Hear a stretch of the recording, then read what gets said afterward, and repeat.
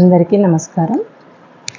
ఈరోజు మీతో షేర్ చేసుకునేటువంటి విషయం, చాలామందికి ఎవరైనా ఒకరిని తిట్టినప్పుడు, ఒకరితో కఠినంగా మాట్లాడినప్పుడు వాళ్ళకి సపోర్ట్ చేస్తూ వాళ్ళు ఏదంటే అదే అంటూ ఉంటారు. అది వాళ్ళకొక ఆనందమా అంటే కాదు, కానీ ఒకళ్ళ మీద డిపెండ్ అయినటువంటి వాళ్ళ మనస్తత్వానికి అదొక గుర్తు. తండ్రి ఒక మాట తన పిల్లల్లో ఎవరినైనా ఒకరిని కోపం చేశారనుకోండి, అప్పుడు తన పుట్టిన కొడుకుల్లో ఒక కొడుకు తండ్రిని సపోర్ట్ చేయలేరు కదా. నువ్వు బాగా తిట్టావు నాన్న, భలే తిట్టావు నాన్న అంటారా? అనరు. అందుకని వాళ్లకు కాస్త దగ్గర వయసున్న వాళ్ళతోని సన్నిహితంగా ఉంటూ అలా వాళ్ళని సపోర్ట్ చేస్తూ, వీళ్ళు కూడా వాళ్ళని తిడుతూ, కొంచెం నేను కూడా వాళ్ళని కోపం చేస్తున్నాను, పెత్తనం చేస్తున్నాను అనే ఒక ఫీలింగ్లో ఒక తెలియని ఆనందాన్ని పొందుతూ ఉంటారు. అంటే ఒక రకమైన ఆధారపడటమే ఇది కూడా. ఇద్దరు అన్నదమ్ములు ఉన్నారనుకోండి, అన్నగారు కోపం వచ్చి తన కొడుకుల్ని తిట్టాడు అనుకోండి. అన్నదమ్ములైతే కొంచెం పెద్ద తేడా ఉండదు కాబట్టి అన్నదమ్ములు సన్నిహితంగా ఉంటారు, ఒకరికొకరు సపోర్ట్గా కూడా ఉంటారు. ఇప్పుడు అన్నగారు తన కొడుకుని ఏంట్రా స్కూల్కి వెళ్ళట్లేవు అని కోపం చేశారనుకోండి.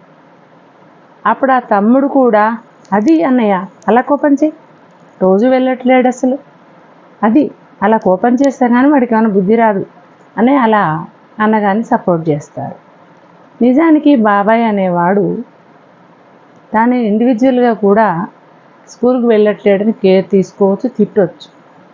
కానీ వీళ్ళ గుణం ఎలా ఉంటుంది అంటే, స్వతంత్రంగా తిట్టలేరు, స్వతంత్రంగా ఏమి చేయలేరు. ఒకరు తిడితే వాళ్ళని సపోర్ట్గా చేసుకొని తిడుతూ ఉంటారు. ఒకళ్ళు హేళన చేస్తే వాళ్ళని సపోర్ట్గా చేసుకొని హేళన చేస్తారు. ఒకరు ఏదైనా ఇతరులని ఎక్కిరించడం, ఏడిపించడం, రకరకాల మాటలతో, ఇది కూడా ఒక రకమైన శాడిజం అనే అనాలి, మాటలతో వేధించినప్పుడు వీరు స్వతంత్రంగా చేయలేరు కదా.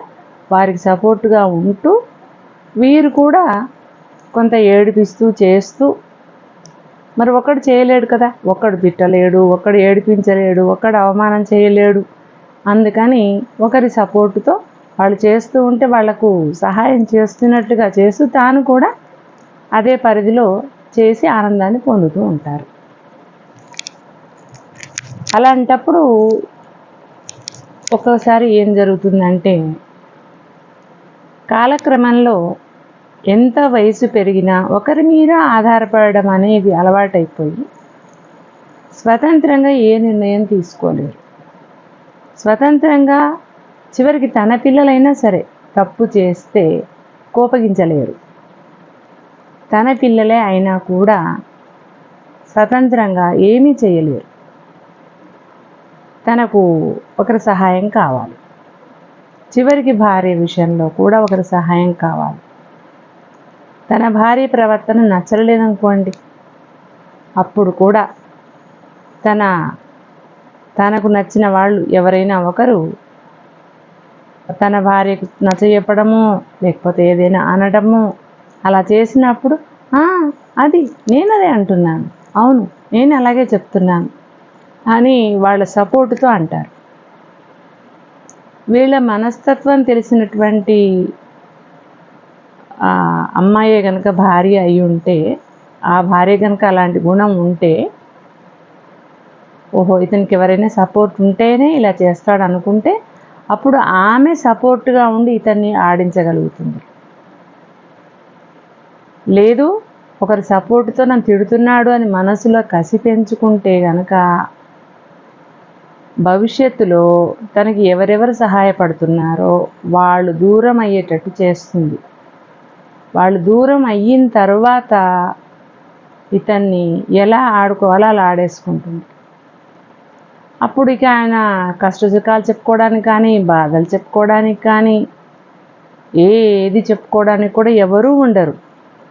అలాగని తను స్వతంత్రించి ఎవరితోనూ చెప్పుకునే గుణం లేదు కనుక ఇన్ఫీరియారిటీ, తను అన్ని విషయాల్లో ఎందుకు పనికిరాను, అందరితో సమానంగా నాకు ఏ శక్తి లేదు, నాకంటే అందరూ ఎక్కువే, అందరూ గొప్పవారే, అందరికీ అన్ని తెలివితేటలు ఉన్నాయి, అందరికీ బతకడం వచ్చు, అందరికీ తెలివి ఉంది, అందరికీ బతికేటువంటి జ్ఞానం ఉంది, నాకే ఏది లేదు, తెలివి లేదు, డబ్బులు లేవు, ఒక్కడిని ఏమీ చెయ్యలేను, నాకెవరు సహాయం చెయ్యరు అని ఇలా ఆత్మన్యూనత భావంతో బాధపడుతూ ఒంటరిగా ఉంటారు. నలుగురితో కలవరు, కష్టము పంచుకోరు, సుఖాన్ని పంచుకోరు. కానీ మళ్ళీ ఎవరైనా ఏదైనా సందర్భంలో ఒక పార్టీకి వెళ్ళినప్పుడు కానీ, ఏదైనా ఇంకో సందర్భంలో కానీ అనుకోకుండా మళ్ళీ ఎవరైనా ఇలాంటి సన్నివేశమే వచ్చి ఎవరినైనా అవమానించడమో తిట్టడమో చేశారనుకోండి, వీళ్ళ పూర్వపు గుణాలు పోవు కదా, కుక్కతో ఒక చక్కగా రాదు అంటారు. అందుకే అలా మళ్ళీ అలాంటి సందర్భం రాగానే వీళ్ళకి ఎక్కడ లేని ఆనందం వస్తుంది. అప్పుడు వీళ్ళ బతుకు వీళ్ళ గుర్తుకు రాదు. మళ్ళీ నేను చిన్నప్పటి నుంచి ఇలాంటి భావనతో పెరిగాను, ఇలాంటి స్నేహం చేశాను, ఈ విధంగా ప్రవర్తించాను, అందుకే ఇప్పుడు నేను బాధపడుతున్నాను అనుకోరు. అబ్బా, చాలా రోజుల తర్వాత నాకు ఇలాంటి అవకాశం వచ్చింది అని మళ్ళీ వాళ్ళతో కలిసి పార్టిసిపేట్ చేసి మళ్ళీ అలాంటి ఆనందాన్ని పొందుతారు. ఆ తర్వాత మళ్ళీ మామూలే. మరి అలాగని వారితో కష్టసుఖాలు షేర్ చేసుకుంటారా అంటే చేసుకోరు. వీళ్ళల్లో మార్పు రావాలని ఎంత ప్రయత్నించినా ఎవ్వరూ మార్పు తీసుకురాలేరు. భార్య అయినా సరే, పిల్లలైనా సరే ఎవ్వరూ మార్పు చేయలేరు. అదంతే. మనం ఒక పెద్దవాళ్ళు చెప్పే సామెత, పుట్టుకతో వచ్చిన గుణాలు పుడకలతో పోతాయంటారే, ఇలా అలవాటు పడినటువంటి ఈ గుణాలు వాళ్ళ మరణంతో పోవాల్సింది తప్ప ఎవ్వరూ మార్చలేరు. ఆ మరణం వచ్చేంత వరకు ఈ ఆత్మన్యూనత భావంతో తమని తాము కించపరుచుకుంటూ, తమని తాము తిట్టుకుంటూ బతికేస్తూ ఉంటారు. కానీ అవకాశం వస్తే మాత్రం ఇతరులను హేళన చేయటం, అవమానం చేయటం, చిన్నబుచ్చటం, మాటలతో ఇలా అనడం, ఇది మాత్రం వదిలిపెట్టుకోరు. ఏమాత్రం ఛాన్స్ దొరికినా ఒకరి సపోర్ట్తో ఆ పని చేస్తారు. ఆ అలవాటు మాత్రం పోనిచ్చుకోరు, మంచి అలవాట్లు నేర్చుకోరు. అలాగని ఎవరైనా ఒక స్నేహితుడు కానీ, లేదు బంధువుల్లో ఎవరైనా కానీ ఉన్నప్పుడు వాళ్ళని దరి చేసుకోవడం, వాళ్ళతో ప్రేమతో దగ్గరగా అవ్వడం, కష్టసుఖాలు పంచుకోవడం, ఇవి మాత్రం ప్రాణం పోయే వరకు చెయ్యరు. ఎందుకంటే అలా కలిసే గుణం వాళ్ళల్లో ఉండదు కాబట్టి. కానీ అవమానం చేయడం, ఏడిపించడం, ఎక్కిరించడం మాత్రం ఎవరైనా చేశారంటే వాళ్ళతో ఉండి, అంటే వాళ్ళని ఆధారంగా చేసుకుని చేస్తారు. స్వతంత్రంగా చేయలేరు. మళ్ళీ భయం, స్వతంత్రంగా ఎవరైనా అనాలి అంటే మళ్ళీ వాళ్ళు ఏమంటారో ఏమో అని ఆ పిరికితనం లోపల ఎప్పటికీ ఉంటుంది. మరి ఈ వీడియో ద్వారా ఏం చెప్పాలనుకున్నారు? ఇలాంటి అలవాట్లు ఎవరికైనా ఉంటే అది తగ్గించుకోవాలి. పేరెంట్స్గా తమ పిల్లల్లో ఎవరికైనా ఇలాంటి అలవాట్లు ఉంటే చిన్నతనంలోనే సరిచేయాలి. తప్పు. నేను అన్నాను కదా అని నువ్వెందుకు అంటున్నావు? నేను అంటున్నాను కదా, నువ్వెందుకు అంటున్నావు? తప్పట్లా అనకూడదు. నేను తల్లిని కాబట్టి అంటున్నాను, నేను తండ్రిని కాబట్టి అంటున్నాను, నేను అన్నాను కాబట్టి అంటున్నాను, నువ్వు అనకూడదు అని అలా వారిని తప్పు ఒప్పులు నేర్పి పెంచాలి. ఒకసారి కాకపోతే ఒకసారైనా, ఏమిట్రా నీకు అలవాటుగా ఉంది, ప్రతిసారి నేను కోపం చేసినప్పుడల్లా నువ్వు కోపం చేస్తావు, నేను తిడితే తిడతావు, నేను అరిస్తే అరుస్తావు అని వారికి బుద్ధి చెప్పాలి. అలా ఎవరి కుటుంబంలోనైతే తల్లిదండ్రులు కానీ, తోబుట్టువులు కానీ అలా అనలేదనుకోండి, కనీస స్నేహితులైనా ఆ పని చెయ్యాలి. ఏమిట్రా, నేనేదో నా ఫ్రెండ్ కదా అని నేను కాస్త హాస్యానికి ఏదో అంటే నువ్వు జతగా చేరి అనేస్తున్నావు అని అలా కొంచెం కంట్రోల్ చేయాలి ఎవరైనా సరే. ఎవ్వరూ పట్టించుకోక, ఎవ్వరూ ముఖ్యంగా అంటే అన్నాడులే నాకేంటి అనే విధానంలో ఉంటే చాలామంది ఇలాంటి అలవాటు నేర్చుకున్న వాళ్ళు ఇట్లాగే ఉంటారు.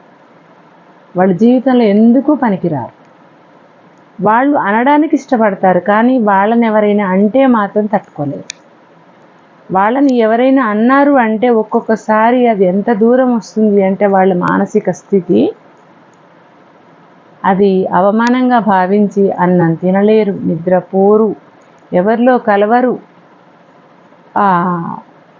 అది చాలా ఎక్కువ ఇన్సల్టింగ్గా అనిపిస్తే మాత్రం సూసైడ్ అటెంప్ట్ కూడా చేసే అంత దిగజారి ఉంటుంది వాళ్ళ మనస్సు. అందుకని మీ స్నేహితుల్లో కానీ, బంధువుల్లో కానీ, మీ పిల్లల్లో కానీ, మీ అన్నదమ్ముల్లో కానీ, అక్క చెల్లెళ్ళలో కానీ ఇలాంటి లక్షణాలు మీకు కనిపిస్తే ఖచ్చితంగా మీరు కేర్ తీసుకోవాల్సిందే. చిన్నతనం నుంచే ఈ శ్రద్ధ అనేది తీసుకుని ఇలాంటి అలవాటును మాన్పించాలి. ఇది తెలియచేయటం ఈనాటి ఈ వీడియో ఉద్దేశం. Thank you.